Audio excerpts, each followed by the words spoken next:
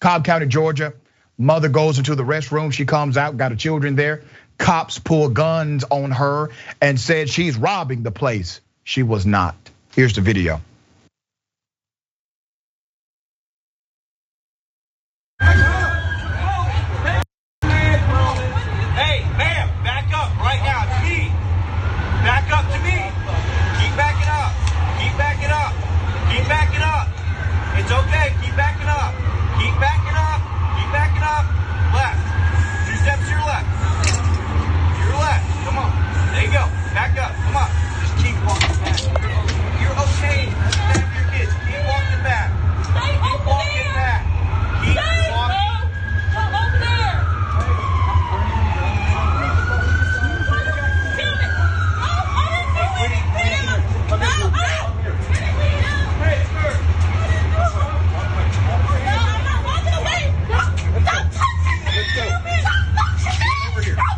Stand over here.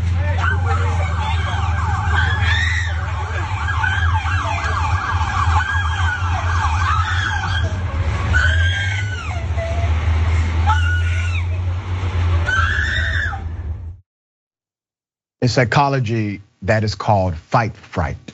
She's terrified. Her children are around her. She simply went to use the restroom and she came out with guns drawn on her. And when the cops are saying, just relax, with guns pointed at her, if you can relax in that situation, you're not normal. Okay? Let me give you background to this. Let's put up a picture of this mother. Her name is Deandra Hawkins. A black mother was placed in handcuffs by Cobb County, Georgia police for a crime she never committed. She now wants answers for the incident that traumatized her and her entire family. The cell phone video that we have was taken by a UPS driver. God bless him for doing so.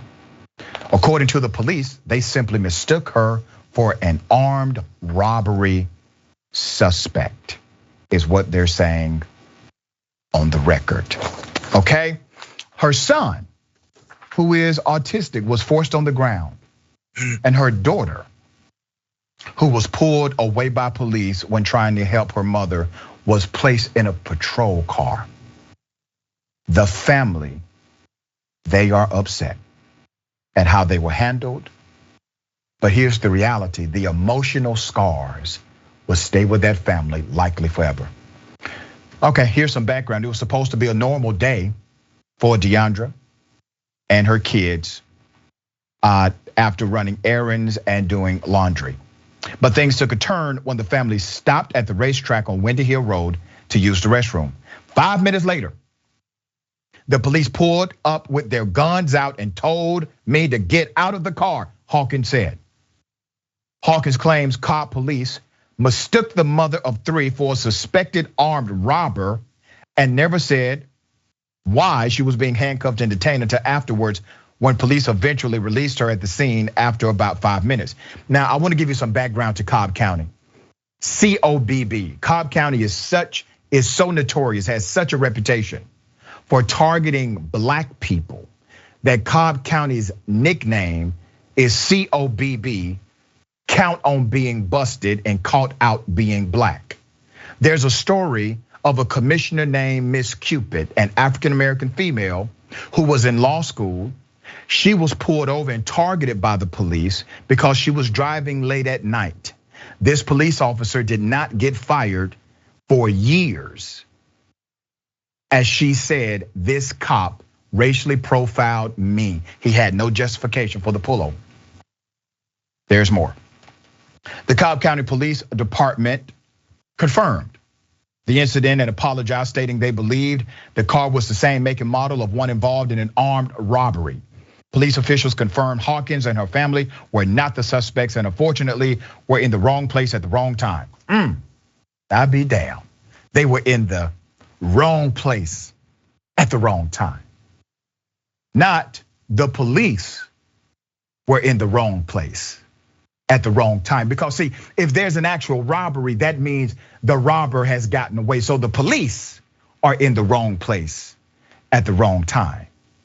not Ms. Hawkins and her family. They're in the right place. They have freedoms, constitutionally protected, legally codified freedoms in the United States of America. The freedom of mobility is one of them. They were simply existing, and this happened. There's obviously a breakdown here that the police refuse to recognize. They're not looking internal, they're looking external. They're blaming the Hawkins family for being in the wrong place at the wrong time without any self-criticism whatsoever. This is why, once again, why many people don't like the police. All right. Hawkins told Fox 5 News, and I quote, "The suspect they were looking for was tall and slim, and that did not fit any of us. They separated us and made us sit in cop cars. My son was on the ground and they didn't tell us anything until the end." Now remember, the son is autistic, okay? Now these are supposed to be investigators, ladies and gentlemen. These are things that you and I can figure out quickly. They're trained investigators. Let's put the picture of the interim police chiefs, Scott Hamilton on the left and Stuart Van Hooser, all right? The department said the case remains an active and open investigation. Hawkins was afraid, in particular, because of her 18-year-old autistic son, how he might react. Thankfully, he is still alive. Thankfully, he's alive, okay? Leah, Hawkins' daughter, shared the same fear and told CBS 46, and I quote, "Especially them having guns pointed at him, being the autistic son. And he walks up to them. My fear is he will be shot because he was black." Let's put up a picture of the attorney for the family, Caleb Bumpus. The attorney is now demanding a full investigation, sensitivity training, and accountability. I would add money to that if I were the attorney. There was no sensitivity, and these officers acted with a high level of aggression, and there was no indication of any weapons, no indication of anyone failing to cooperate, and it was extremely unnecessary, according to the family attorney. They were targeted. They were targeted due to their race. I don't give a damn who disagrees with me. The description did not fit. It was quite obvious they were not the suspects. And who in the hell got the make and model of the car wrong? Right? I need to know these answers. Jayar, what's your thoughts? Yeah, anyone who may disagree with you about where this stands and where the injustice were carried out here would have to be part of the branches of society that people like these officers and maybe even this department think will be supportive of their actions here. So if nothing else, it's the way that these cops go into these situations, say that the family was in the wrong place at the wrong time, that it's an indictment on the victims here.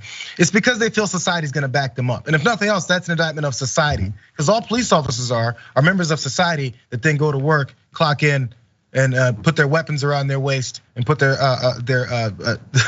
bulletproof vests on, and they're just another American that just goes to work. So whatever kind of belief systems they have towards black folks, they carry it into their jobs. It doesn't get shut off when they punch in. So once they go in and carry out their belief systems and their stereotypes, and then put it into practice with their enforcement, this is the type of things that we get until someone, like as you mentioned, that UPS driver then records it. So if they think they can go about this process and then say, hey, they were just in the wrong place at the wrong time. We drew our guns on them and we said, it's okay, walk backwards. And at the end of it all, we discovered we were wrong, so they should be happy and walk away. Completely ignoring the trauma that can come with human beings. It's downplaying the fact that they're humans. That there's no confirmation of the true suspect. As you're talking about, they were supposed to be tall and slim, and this woman apparently is neither one of those. So if that's the case, why is it they can feel so emboldened to say, hey, it was just a mistake, you guys, see you later?